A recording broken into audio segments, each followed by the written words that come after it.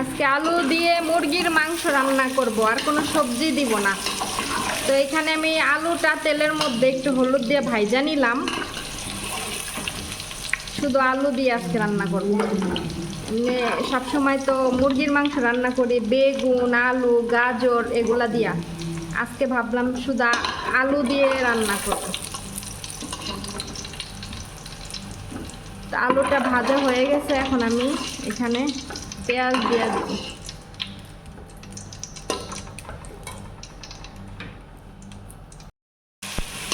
এই যে পেঁয়াজের সাথে আদা রসুন দিয়ে দিছি সুন্দর মতো একটু ভাইজা লমু। আর এইদিকে আমার ভাতও প্রায় হয়ে গেছে। আজকে মুরগির মাংস আলু দিয়ে আর সাদা ভাত।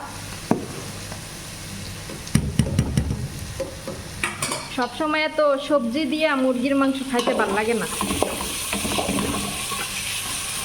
আলু দিয়ে মুরগির মাংস কিন্তু অনেক বেশি মজা লাগে। তারপরেও এখানে যে রান্না করি না, এখানে রান্না করলে বাংলাদেশের যে একটা মাংসের স্বাদ ওইটা পাওয়া যায় না। এখানে যে ফ্রোজেন মুরগি থাকে, টাটকা মুরগি না, যে বরফ করা মুরগি কবে না কবে এই করে রাখছে, ঠিক নাই। আর আমরা তো বাংলাদেশে মনে করেন যে মুরগি সাথে সাথে বাজার থেকে কিনাই না, রান্না করি, ওইটার মজাই একটা আলাদা। আমাদের বাসায় ওই মুরগি কিনা নিয়ে আসলে মানে দোকান থেকে জবাই করে নিয়ে আসে, শুধু ড্রেসিং করে নিয়ে আসে না। কারণ মুরগিটা ড্রেসিং করে নিয়ে আসলে মুরগির মাংসটা চামড়া সহ যখন গরম পানিতে দেয় সিদ্ধ হয়ে যায়, ওইটা বেশি ভালো লাগে না। এই জন্য আমার মা কী করে, খালি মুরগিটা জবাই করে নিয়ে আসে। কারণ বাসায় তো কেউ নাই জবাই করার মতো, এর লেগা জবাই করে নিয়ে আসে বাসায় এসা। ব্রয়লার মুরগি হলে চামড়া ফালাই দেয়, আর লেয়ার মুরগি হলে চামড়াটা সুইলা বাইসা নেয়। কষ্ট করব, তারপরও মনে করেন যে বাসায় বাইসা নেয়। ওইভাবে সিদ্ধ করা মুরগি মেশিন দিয়ে ড্রেসিং করলে মুরগির মাংসের স্বাদটা ভাল লাগে না। যাই হোক, এখানে মশলা কষাই দিছি, কষানো হয়ে গেলে আমি আবার টমেটো পেস্ট দিমু, দিয়া তারপর আবার মুরগির মাংস দিয়া দিব। অনেকে আমার রান্না দেখে বলবেন যে মাংসতে তেজপাতা দিল না, গরম মশলা দিল না। আর এখানে আনাম গরম মশলা এগুলা হচ্ছে খালি বিরিয়ানিতে খায়, তরকারিতে খায় না। ওরা এটা পছন্দ করে না, মুখের ভিতর কামড় লাগলে ওরা পছন্দ করে না। এই জন্য সব মশলার গুঁড়া মশলা ব্যবহার করি। আর এই যে তেজপাতা দেখতেছেন, এটা আমি কিনা নিয়ে আসছিলাম আমার চুলে দেওয়ার জন্য। তো আমি চুলে দেওয়ার জন্য তেজপাতা দিয়ে একটা পানি বানাই নিব, দেখা মনে আপনাদের কেমনে দিই আমি। এই যে মশলা কষানো হয়ে গেছে, অনেকক্ষণ বইটা কষাই নিছি। লাল লাল দেখা যাইতেছে টমেটোর এই যে দিছি, পেস্ট দিছি। এটা ছাড়া এখানে তরকারি ওরা খায় না, ওরা হলুদ কালার তরকারি পছন্দ করে না, সবসময় লাল লাল তরকারি পছন্দ করে। যাই হোক, মাংসটা দিয়া দিলাম। এখন মাংস কিছুক্ষণ কষাইয়া পরে আলু দিব, যেহেতু আলুটা আমি একটু তেলে ভাইজা নিছি। আলুটা আমি একটু পরে দিব, আগে মাংসটা কিছুক্ষণ কষায় নিব।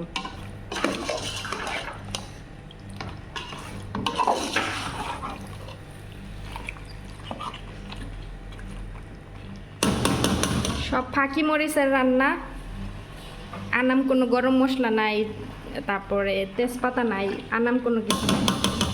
কারণ ওরা এগুলা মুখে কামড় লাগলে পছন্দ করে না, এই জন্য এগুলো আনি না, আনে না, দেয়ও না। আর এই যে এগুলো আনাম গরম মশলা, এগুলো আনাম, এগুলো শুধু বিরিয়ানিতে দেই, বিরিয়ানি ক্যাপসা এগুলাতে দেই, তরকারিতে দেই না। ভাতও হয়ে গেছে, ভাত ঝরা দিয়ে রাখছি। দেখেন এই দেশে ভাত রান্নার সিস্টেম, আমরা যেমন মার গালি না, ওরা আমরা মার গালতে দেয় না, খালি ফাইসাল খালি। ওরাই যেভাবে ভাত এই যেটার ভিতরে রান্না করে নিছি, পরে যেটা একটা ছাকনির মতো, এটার ভিতর ভাত ডাইলা দিছি। এখন পানি ঝরে গেলে হটপটের মধ্যে বাইটা দিমু। আর অনেকে বলেন এই যে ফয়সাল একটু বেশি বেশি দেখাইবেন, ফয়সালের জন্য আপনার ভিডিও দেখি। আপনি দেশে চলে গেলে ফয়সালরে আর দেখবো না, তখন থেকে আর আপনার ভিডিও দেখবো না। দেখেন না দেখেন, ওইটা কোনো সমস্যা নেই, ভালো লাগবে দেখবেন, না লাগলে নাই। কিন্তু ওই যে ফয়সাল যখন আমার কাছে থাকে আমি শেয়ার করার চেষ্টা করি, আর ফয়সাল একটু শরম পায়, ক্যামেরার দিকে তাকাইতে চায় না। ক্যামেরা ওর দিকে ধরলে ও একটু কেমন জানি করে, শরম পায়, লেগে আমি আর বেশি ধরি না ক্যামেরা। কারণ ও যতই কথা না বলতে পারুক, ও নিজেও বুঝে। অনেক সময় যদি দেখে ক্যামেরা অন করছি, ও কি করে দৌড়ায় জায়গা, ও কিন্তু ভিতর থেকেও সব কিছুই বুঝে, কিন্তু বলতে পারে না। তাছাড়া ওর জ্ঞান বুদ্ধি সবই, মনে করেন যে জ্ঞান বুদ্ধি সবই ভালো আছে। ফয়সাল, ফয়সাল কেমন আছো?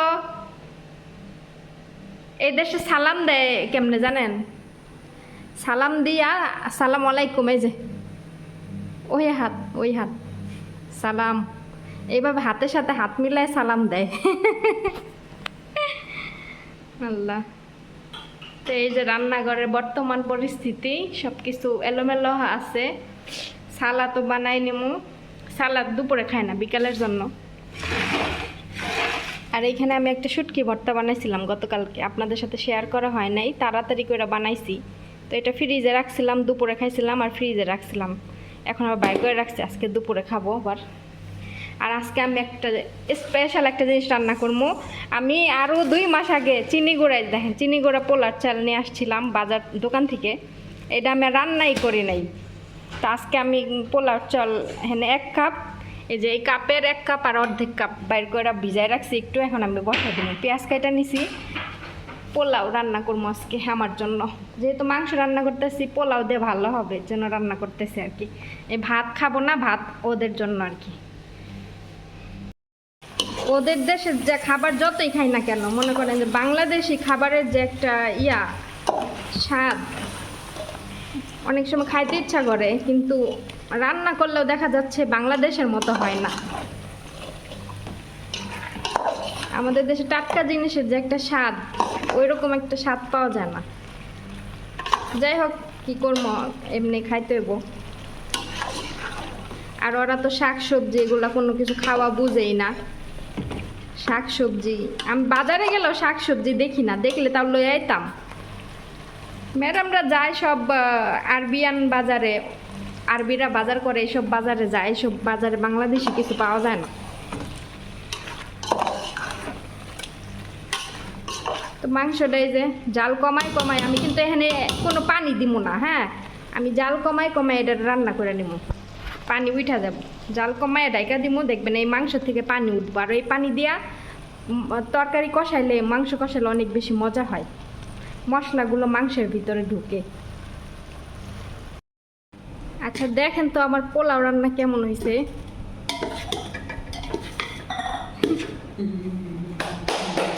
আমার কিন্তু আমি কখনো পোলাও রান্না করি নাই, এর আগে একদিন রান্না করছিলাম, আর এই যে আজকে রান্না করতেছি। কারণ এখানে পোলাও খাওয়া হয় না, আর বাংলাদেশে গেলে পোলাও এগুলো রান্না করলে আমার মা রান্না করে, আমি তো রান্না করে যাইও না বাংলাদেশে গেলে।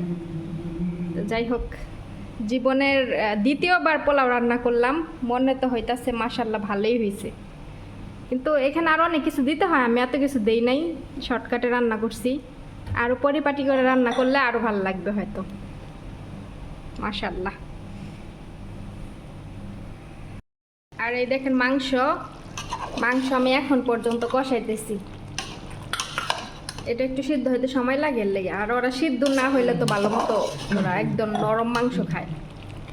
এই দেখেন মনে হইতাছে তেল একটু বেশি হয়ে গেছে,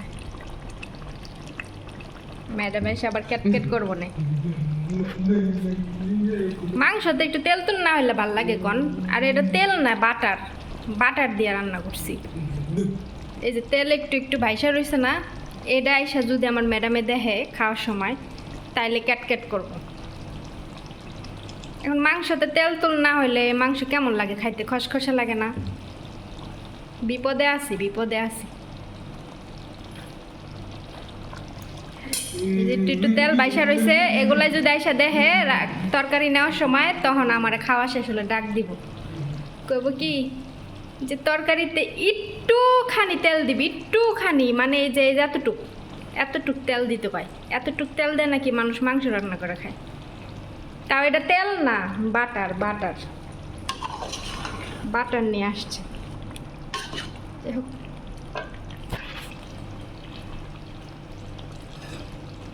এইগুলো আমি উঠায় রাখছিলাম, কারণ এগুলো তো পায়ের পিস না, এগুলো আবার সিদ্ধ হয়ে গেছে।